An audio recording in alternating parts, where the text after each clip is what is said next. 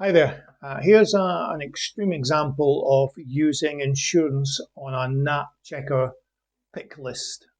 You can see in this race here the 335 at Newbury. The favoured runner appears to be Fairbot, but there's a number of other runners that have been selected. In other words, the selection, the group of tipsters are undecided in that there's no general consensus other than perhaps this runner here. So what we're going to do is a Dutch on all of these selected runners, except we're going to set it up so these are covered for insurance and most of our money is on this boy here. So if we switch back to the race, quickly do the Dutch. So we'll just do select all, and we need to remove no ordinary Joe, Master Chewy, and I've forgotten the rest. Northern Joe, Master Chewy, Restitution. It's down there. What else have we got? Highway 102, One More for the Road, and Glorious Zoff. Highway 102, One More for the Road, and Glorious Zoff. Okay, and then all the rest, we need to set the variable profit ratio to 0. Leave it set to 1 on the board. That will put most of our money on there. And essentially just turn all these to 0. And as you'll see as I do so, the potential return on these runners effectively gives us a scratch race if any of them win. The ones we've discounted, I think there's 5 of them in total, we still potentially lose our full stake, assuming that we let this run on to its conclusion. But you'll see most of our profit, or indeed all of our profit if you like, is going to be on this runner here, Fairbot. So I'll wait towards near the off, and we'll have a look at the race in action. I won't bother doing a green up, but obviously you can if you so wish. Let's just see how it pans out. So using this technique allows you to put most of your money or most of your profit on a favoured runner, but gives you a little bit of insurance if you think there's a risk from some of the other runners. So it was given there's a lack of consensus on this particular race from the tipsters at Napchecker, I thought it would be a good idea or a good example to show you the insurance idea in action. So we've essentially got insurance on what? 1, 2, 3, 4, 5, 6, 7, 8, 9 runners.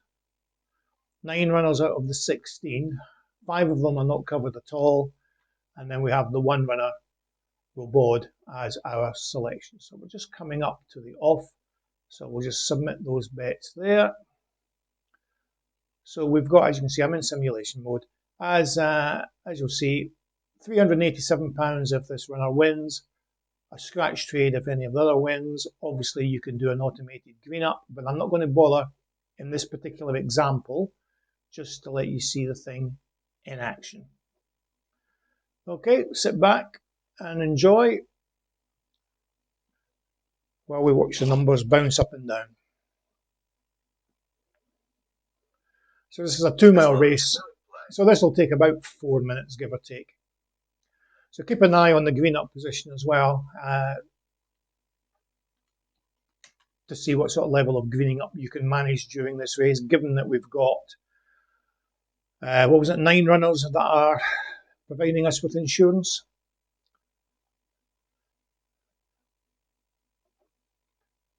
Keeping in mind, if you had an automated green up position, the more runners, even though we're getting a scratch trade, if you like, if they go on to win, if you're trying to green up, the more runners you have within your Dutch, the harder it can be to green up sometimes.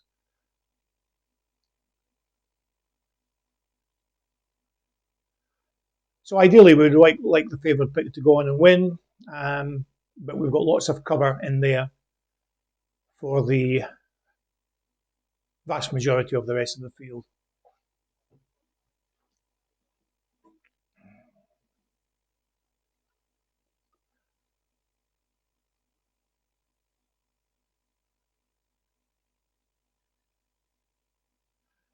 So this video really just leads on from some of the things I was trying to show you in part 5 of the Let's Talk About Dutching series.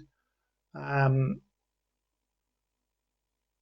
I spotted this race, however, I thought it was a good idea to do a separate video just to let you see this type of thing in action.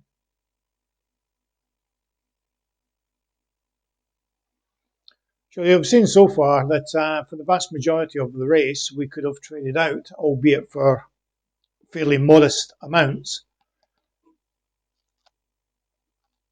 That's hardly surprising given that the vast majority of our selections have a relatively small amount of money on them. If we just switch back to the bets option here, let me just pull this up a wee bit. So you can see, yeah, we're all looking at sort of the fiver, give or take, on average, on each of the runners that are providing insurance. But of course, given that there's 9 of them there, all those fivers have added up to take a fair chunk of our overall stake. So there you can see, this is hitting what I would normally use as my normal get out point of £25, give or take.